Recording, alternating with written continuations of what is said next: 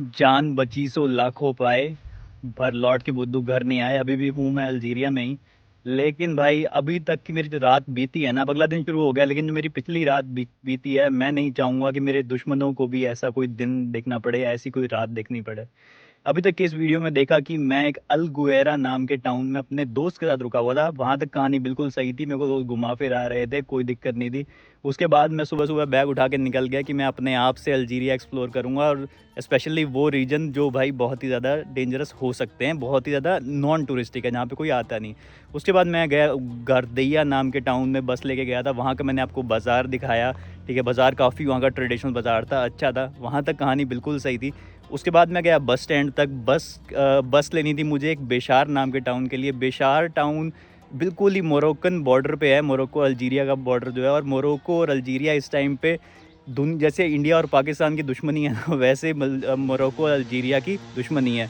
इनके रीज़न अपने अलग अलग हैं। ठीक है, उसके बारे में भी मैं आगे आपको बताऊंगा कि क्या रीज़न था। लेकिन मेरा मन था कि ये जो बॉर्डर का एरिया है ये मैं देखूं, आपको भी दिखाऊं, क्योंकि यहाँ पे भी कुछ स्पेशल टाइप के, मतलब यहाँ का लैंडस्केप बहुत अच्छा है और यहाँ के लोगों की कहानी भी बहुत दिलचस्प है। तो मेरा प्लान था कि चलो मैं बिशार जाऊँगा, आपको दिखाऊँगा। ठीक है, और फिर वहाँ से मैं वापस अपना मेन जो टूरिस्टिक रूट है उस पर निकल जाऊँगा। अच्छा चलो, बस भी मेरे को बिल्कुल ठीक ठाक मिल गई। ठीक है, बट नाइट बस थी, और साथ में उसमें भाई बस के अंदर चार्जिंग की सुविधा थी। ठीक है, सीट्स थी, पुश बैक थी। तो मैं कहा यार सीन सेट है। मैं उसके बाद बैठ के आराम से नेटफ्लिक्स पे मैंने कोई चीज़ें डाउनलोड कर रखी थी, कपिल शर्मा का शो था, बैठ के वो देख रहा था कि गाड़ी रुकती है, बस रुकती है। ठीक है, कुछ फौजी चढ़ते हैं अंदर, वो चलो नॉर्मल रूटीन है, चेकअप होता रहता है, क्योंकि भाई सेंसिटिव एरिया है, अल्जीरिया पूरा ऐसा एरिया है। तो बल्कि मैं कहा मैं तो टूरिस्ट हूँ यार, हमें वो क्या दिक्कत हो सकती है। टूरिस्ट को तो लोग, पुलिस हेल्प करती है कि भाई हमारी कंट्री में लोग घूमने आ रहे हैं। तो पुलिस वाले कुछ, ये फौजी कुछ लोग कुछ चढ़े। ठीक है, और उसके बाद उन्होंने ना मतलब 3-4 लोगों की तरफ इशारा किया। उनमें से एक इशारा मेरी तरफ भी था, और बोला कि नीचे आ जाओ। ठीक है, मैंने पहले उनको पासपोर्ट दिखाया, लेकिन उन्होंने कहा कि नीचे आ जाओ, तो मैं नीचे गया। उसके बाद 3-4 लोग जितने भी थे उनकी पहले चेकिंग की उन्होंने, उनके पूरे शरीर की तलाशी ली। ठीक है, उनकी आईडी चेक करी, उनसे अरबी में जो भी है बातचीत करी, उनको जाने दिया। फिर मेरे पास मेरी ना जब नंबर आया, मैंने बोला कि अरबी नो, और इंग्लिश मैंने पासपोर्ट दे दिया। मैं कहा आना हिंदी, मतलब आई एम इंडियन, यहाँ पे इंडियन को हिंदी बोला जाता है। ठीक है, उसके बाद उन्होंने मेरा पासपोर्ट देखा और वीज़ा देखा। कहानी ही ख़त्म नहीं हुई। उसके बाद उन्होंने मुझे 2 घंटे बिठाया, और बस की 50 सवारियाँ वेट करती रही कि कब ये मुझे छोड़ेंगे। अच्छा, जब मिलिट्री ने मुझे नीचे उतरवाया, उसके बाद उन्होंने मेरे से भाई, ठीक है, मेरा पासपोर्ट चेक किया, मेरा वीज़ा चेक किया। उसके बाद एक पुलिस वाला मेरा मेरा एक लैपटॉप बैग था जिसमें मैं अपने कैमरे वैमरे रखता था, और जो मेरा एक बड़ा बैग है, जो मैं सबसे बड़ा बैग है, वो मैंने डिक्की में डाल रखा था। तो पुलिस वाला मेरा लैपटॉप बैग भी निकाल के ले आया, जिसमें मेरे लैपटॉप था, मेरा कैमरा और ये सब चीज़ें थी। हालांकि मैं इस टाइम पे रिकॉर्ड नहीं कर रहा था, मुझे पता है कि कहाँ रिकॉर्ड करना है। मैं पूरे अल्जीरिया में बहुत सीक्रेटली रिकॉर्ड करता हूँ, क्योंकि यहाँ पे रिकॉर्ड करना एक क्राइम है। अभी भी मैं बहुत छुप के बना रहा हूँ, अब तो मैं वैसे ही रडार के अंदर आ चुका हूँ। तो उसके बाद उन्होंने मेरे से, भाई ठीक है, मेरा बैग भी ले आए। उसके बाद उन्होंने मेरे बैग के अंदर से एक एक चीज़ निकालनी शुरू करी। ठीक है, पहले उन्होंने मेरे से पूछा, अच्छा कि आप क्या करते हो। मैं कहा मैं सॉफ्टवेयर इंजीनियर हूँ। क्या काम करते हो। मैं कहा मैं वेबसाइट बनाता हूँ। ठीक है, कहाँ पे काम करते हो। मैं कहा मैं पोर्टुगल में काम करता हूँ। ठीक है, ये सारे सवाल पूछे, जो कि ठीक है। मैं कहा ठीक है, तो यहाँ क्या करने आए हो। मैं कहा टूरिस्ट हूँ। जो भी बेसिक सवाल जवाब होते हैं, वहाँ तक कहानी बिल्कुल ठीक चल रही थी। उसके बाद उन्होंने मेरा बैग खुलवाया। ठीक है, मेरे बैग खुलवाया, तो उसमें बैग के अंदर भाई कंप्यूटर निकला। ठीक है भाई, कंप्यूटर है, इंजीनियर है। उसके बाद फिर उन्होंने मेरे से मेरा बाकी सामान निकाला। स्पीकर आया, स्पीकर कह रहे चला के दिखाओ, मैंने चला के दिखा दिया। फिर मेरा एक कैमरा निकल आया, गोप्रो कैमरा था, जो कि मैं यूज़ नहीं कर रहा था, क्योंकि मैं यूज़ अपना फ़ोन से ही करता हूँ सारी रिकॉर्डिंग फ़िलहाल अल्जीरिया में। और तो उन्होंने भाई कैमरा निकाला, मैं कैमरा दिखा दिया। अरे कैमरा क्यों है, मैं कहा टूरिस्ट हूँ। ठीक है, और फिर उन्होंने मेरा अच्छा, फिर मेरे एक माइक्रोफ़ोन है, वायरलेस माइक्रोफ़ोन यूज़ करता हूँ मैं। ठीक है, वो भी मैं यूज़ नहीं कर रहा था, बस बैग में रखे हुए थे। ठीक है, वो देखा, वो देख के उनके कान खड़े हो गए, क्योंकि वो थोड़े अलग टाइप के थे। ठीक है, वो उनके कान खड़े हो गए, उनको लगा कि कोई स्पाई है बंदा है। ठीक है, उसके बाद वो एक मेरी हार्ड ड्राइव निकल आई। कह रही ये क्या है। मैं कहा हार्ड ड्राइव है, डेटा जैसे भी करके मैं उनको समझाता रहा। ठीक है, फिर उन्होंने मेरे से बाकी सब चीज़ें भी चेक की। मेरे पास खजूर का पैकेट था, जो मुझे पिछली मेरे एक दोस्त की फैमिली ने मुझे गिफ्ट किया था, तो मैं कहा खजूर है। ठीक है, तो वो बाकी सब चीज़ें उन्होंने चेक की। ठीक है, वो हर एक चीज़ खोल खोल के, कुछ मेरे डॉक्यूमेंट्स थे, मेरा ड्राइविंग लाइसेंस, तो सब कुछ खोल खोल के चेक किया। ठीक है, उसके बाद उन्होंने मुझे कहा कि गाड़ी में जाके बैठ जाओ। बस में नहीं, उनकी जीप में जाके बैठ जाओ, ठीक है, और कंप्यूटर चला के दिखाओ। मैंने कंप्यूटर चला के दिखाया, फिर उन्होंने मेरे कंप्यूटर की तलाशी ली कि मेरे कंप्यूटर के अंदर क्या है। बहुत देर तक देखते रहे, पर लकीली उनको मेरा कोई भी वीडियो नहीं मिला। अल्जीरिया का तो क्या, उनको मेरा कोई पहले का भी वीडियो नहीं मिला, ठीक है। फिर उन्होंने कहा कि अब अपनी हार्ड ड्राइव लगाओ। अब हार्ड ड्राइव में मेरा सारा वीडियो डेटा था, मतलब अगर हार्ड ड्राइव खुल जाती तो उनको पता लग जाता कि मैं एक यूट्यूबर हूँ, ठीक है। लेकिन उन्होंने हार्ड ड्राइव खुलवाई, बाई चांस की बात, उसमें एक ऐसा फ़ोल्डर होता है जो उसमें सिस्टम फाइल्स होती हैं, इन्होंने वो खोल के सारी चेक कर ली। तो उसमें भी उनको कोई वीडियो नहीं मिला। मैं कहा बच गए भाई, ठीक है। उसके बाद मेरे पास 2 फ़ोन होते हैं, तो उन्होंने मेरा एक फ़ोन चेक किया, दूसरा फ़ोन लकीली उन्होंने नहीं चेक किया, जिसमें मेरी सारी रिकॉर्डिंग थी, ठीक है, और वो भी हिडन नहीं थी।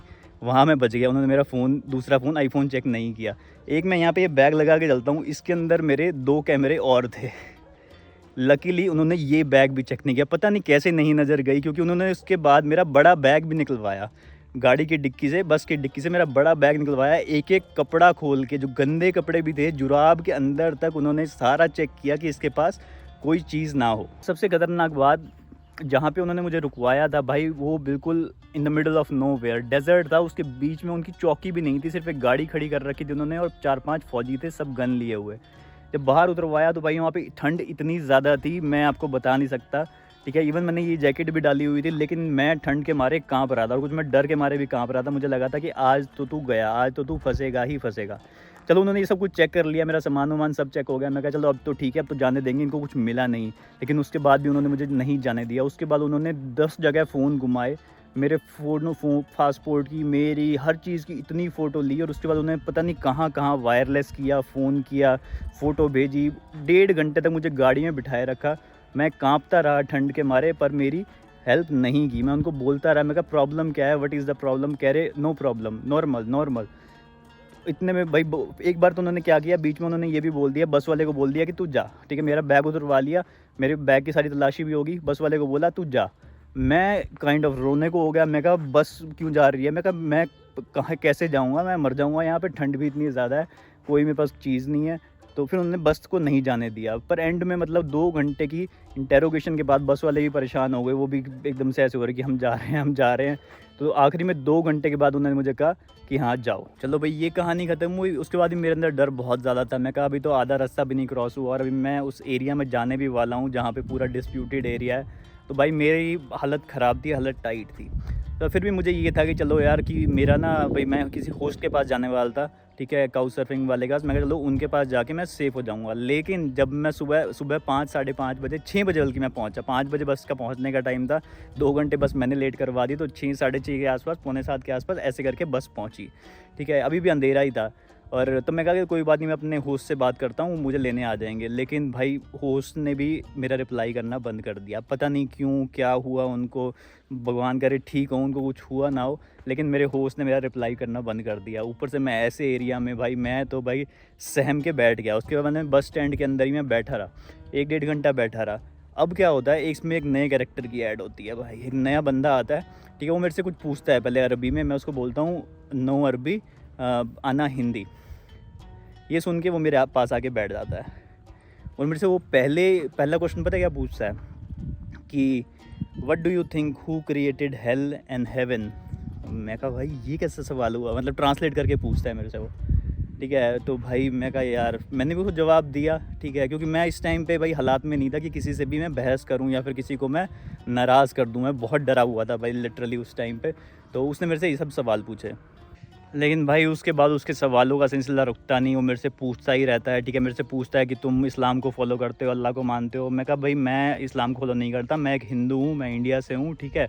बाकी मैं रिस्पेक्ट करता हूँ सब रिलीजन की। तो ऐसे ऐसे करके मैं उसको टरकाने की कोशिश कर रहा था, क्योंकि मैं बिल्कुल हालात में नहीं था कि किसी से बात करूँ। लेकिन मैं उसको नाराज़ भी नहीं कर सकता था, कि मुझे पता नहीं है भाई कौन बंदा है, क्या बंदा है, ठीक है। मैं बहुत डरा हुआ वहाँ बैठा हुआ था, ठीक है। तो उससे बहुत सारे क्वेश्चन पूछता है, ठीक है। मैं उसको बोलता हूँ कि हम लोग शिवा को प्रे करते हैं, ठीक है, हम इस भगवान को प्रे करते हैं, ठीक है। तो पर वो भी भाई मेरे से सवाल पे सवाल पूछता रहता है, ठीक है। फिर उसको कुछ सवालों बाद ना उसका जिक्र आता है, मेरे को बोलता है कि are you ready to be converted into Islam? मैं कहा यार क्यों भाई, फिर मेरे को बताने लग जाता है कि हमारे इसमें ये मानते हैं, हमारे रिलीजन में ये मानते हैं, वो मानते हैं। मैं कहा ठीक है यार, तुम्हारे रिलीजन में जो भी मानते हैं, ठीक है। मैं कहा हेल एंड हेवन हमारे में भी होता है, ठीक है। थोड़ी बहुत मैंने भी हल्की बहुत डिस्कशन करी, क्योंकि मैं उसको भी टरकाना ही जा रहा था, लेकिन भाई वो टरक ही नहीं रहा था, वो मेरे से बात किए ही जा रहा था। चलो मैं करता रहा, फिर उसका थोड़ी देर में फिर आ गया भाई। मतलब एक बार को वो इतना ज़्यादा, मतलब हालाँकि मैं ये नहीं कहूँगा कि बहुत ज़्यादा गुस्सा हो रहा था मेरे ऊपर, लेकिन वो बहुत ज़्यादा एक्टिव था कि मेरे को भाई उसने कन्वर्ट करा के ही छोड़ना है। मुझे तो ये था, मैं कहा भाई, मैं रिस्पेक्ट करता हूँ तुम्हारे रिलीजन की भी, मैं अपने रिलीजन की भी रिस्पेक्ट करता हूँ, मैं क्रिश्चियनिटी की भी करता हूँ, मैं हर रिलीजन को रिस्पेक्ट करता हूँ, ठीक है। लेकिन मैं कहा भाई मैं अपना धर्म चेंज नहीं करना चाहता। मैं कहा तुम एक अच्छे इंसान हो, लेकिन भाई किसी को धर्म चेंज करने के लिए मत कहो, ठीक है। तो बोलने लग गया कि नहीं, कह रहा धर्म तो खाली इस्लाम ही होता है। तो मैं पता, आई डोंट नो, मे भी कोई मिशनरी था, क्या था भाई बंदा। तो भाई उसने ही मेरा आधे पौने घंटे तक दिमाग खाया। आखिरी में मैंने उसको बोला कि भाई मैं कन्वर्ट नहीं होऊंगा, ठीक है। तो बोलता रहा कि भाई आप इसके बारे में और पढ़ाई करो। तो उसको टरकाने के लिए मैंने फाइनली उसको कहा, मैं कहा ठीक है भाई, मैं इस बारे में और स्टडी करूँगा। मैं कहा लेकिन मैं जब भाई मैं कन्वर्ट नहीं होऊंगा, मैं रिस्पेक्ट करता हूँ, ठीक है। मैं तुम्हारे रिलीजन की भी रिस्पेक्ट करता हूँ, अपने ही करता हूँ। मैं कहा जिस दिन अगर कन्वर्ट होना होगा ना, जिस दिन मेरे अंदर से आवाज़ आएगी, जिस दिन मेरी आत्मा मेरे को बोलेगी कि भाई इस धर्म को फॉलो कर, उसको छोड़ दे, उसको छोड़ दे, मैं कहा तब मैं करूँगा। लेकिन ऐसे में किसी के प्रेशर में आके मैं कुछ नहीं करने वाला, ठीक है। तो फाइनली ऐसे करके मैंने उसको समझाया। तो भाई ये सब चीज़ें, दोनों चीज़ों होने के बाद भाई मैं और ज़्यादा डर गया। मैं कहा यहाँ पे तो भाई पहले फ़ौजी मेरा दिमाग खा रहे हैं, फ़ौजी मुझे इंटेरोगेट कर रहे हैं, उसके बाद यहाँ के लोग मेरा धर्म परिवर्तन कराने पे तुले हुए हैं, ठीक है। इतना सेंसिटिव एरिया है, मैं करूँ तो करूँ क्या। तो उसके बाद मैं वहीं बस स्टैंड पे बैठा रहा, जैसे जैसे करके मैंने उस बंदे को टरका के भेजा। उसके बाद मैं सोचा कि ये भाई शायद ये जगह मेरे लिए ठीक नहीं है, मुझे ये जगह छोड़ देनी चाहिए। तो इससे नेक्स्ट सिटी में जिसमें मुझे जाना था, उसका नाम था ओरान। ओरान फिर भी एक थोड़ी पॉपुलर सिटी है, थोड़ी टूरिस्टिक सिटी है, बड़ी सिटी है, सेकंड बिगेस्ट सिटी है पूरे अल्जीयर्स की। और ओरान को माना जाता है कि वो city of open minded people है। तो मुझे लगा कि वहाँ मेरे लिए सेफ़ होगा। तो वहाँ की मैं बस देखने लगा, वहीं बस स्टैंड पे बैठे बैठे, लेकिन वहाँ की सब बसें रात की थी। तो भाई अब मैं कहा यार, अब ये पूरा दिन कैसे काटूँ। मैंने फ़्लाइट्स चेक की, फ़्लाइट भी नहीं थी, ट्रेन यहाँ से जाती नहीं है। तो मैं कहा भाई अब सीन किया जाए तो क्या किया जाए। तो उसके बाद मैंने फिर कुछ लोकल काउच सर्फिंग लोगों से हेल्प मांगी, ठीक है। मैंने 5-6 यहाँ पे लोग दिखा रहा था, क्योंकि यहाँ पे लोग हैं नहीं काउच सर्फिंग पे। मैंने उनको रिक्वेस्ट भेजी, मैंने उनको पूरी कहानी बताई कि मैं बहुत डरा हुआ हूँ, मुझे यहाँ पे हेल्प चाहिए। तो उनमें से 2 लोगों की मेरे पास जवाब आया, जिसमें से एक बंदा जिसका नाम था फ़ारूक, उसने मेरे को बोला कि मैं अभी अपनी दुकान पे हूँ, मैं आपको लेने तो नहीं आ सकता, लेकिन मैं आपको अपनी लोकेशन भेज देता हूँ, आप मेरे पास आ जाओ, आप यहाँ पे सेफ़ हो जाओगे। तो उसके बाद मैं उस भाई से मिलने पहुँचा हूँ।